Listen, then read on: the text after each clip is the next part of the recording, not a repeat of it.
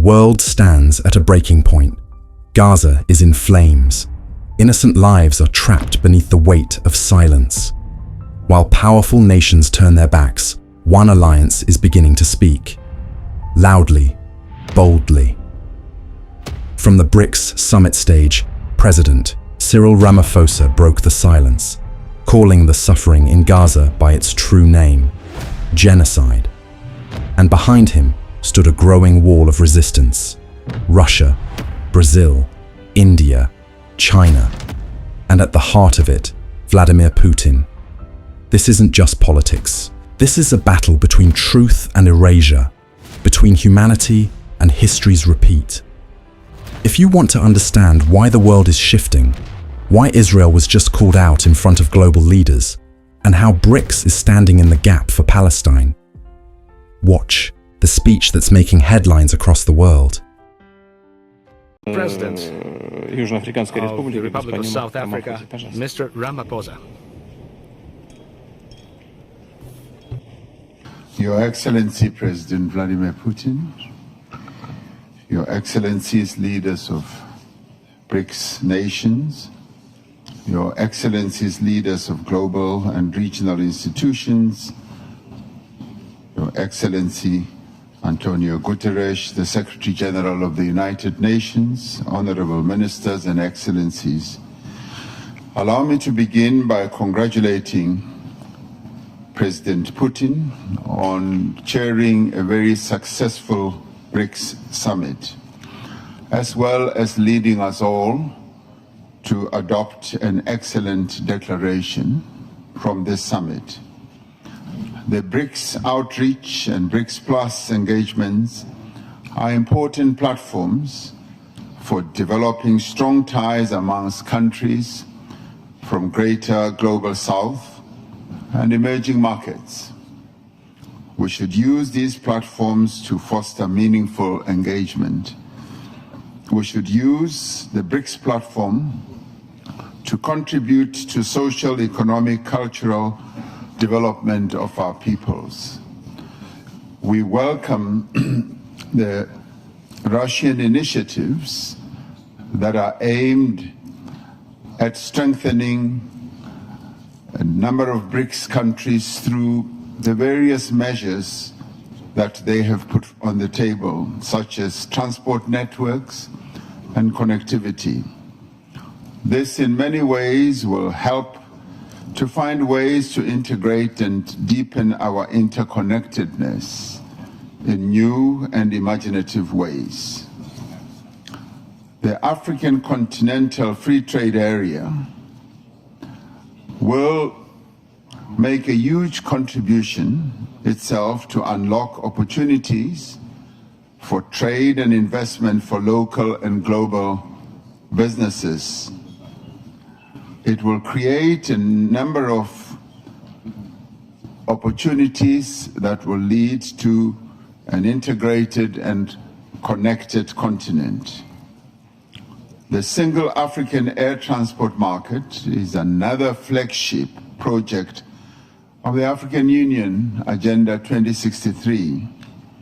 This is an initiative of the African Union to create a single unified air transport market in Africa to support the continent's economic integration.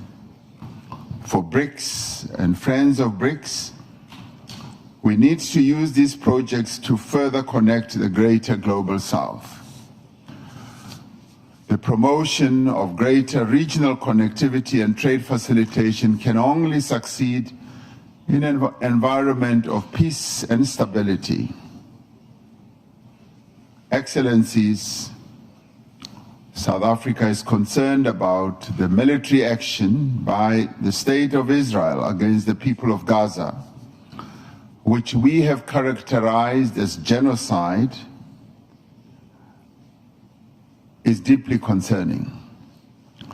This genocide led South Africa to approach the International Court of Justice with a view to stopping the killing of innocent women and children in Gaza.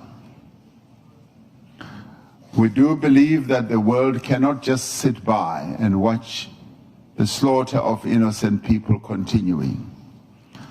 South Africa has been unwavering in its support towards all efforts aimed at the establishment of a viable Palestinian state, existing side by side in peace with Israel, within internationally recognized borders based on the 1967 borders, with East Jerusalem as its capital. And this would be in line with all UN resolutions, international law, and internationally agreed parameters. We do call on the international community and the United Nations Security Council to address this spiraling conflict. On our own continent, Africa, Sudan enters its second year of horrific conflict and devastation. This is another conflict that the world seems to have forgotten about. The protracted conflicts in the Sahel and Great Lakes regions in Africa persist. We must find lasting solutions to all these conflicts. We must remain committed to the peaceful resolution of all disputes through negotiation and inclusive dialogue. And we must safeguard the ability of states to pursue independent foreign policy. And we must safeguard the multilateral system, because it is the cornerstone of international relations that fosters an environment of peace and development. Existing global institutional mechanisms need to be both strengthened and reformed to play a constructive role in the international peace and security. We cannot allow conflicts just to continue in perpetuity. We do need to find paths to peace.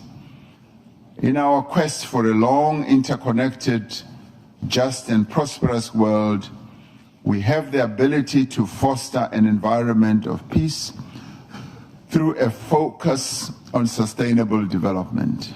We must also continue to support nations and peoples who seek to end the cycle of conflict and choose the path of peace.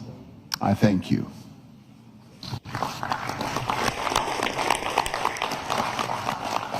Thank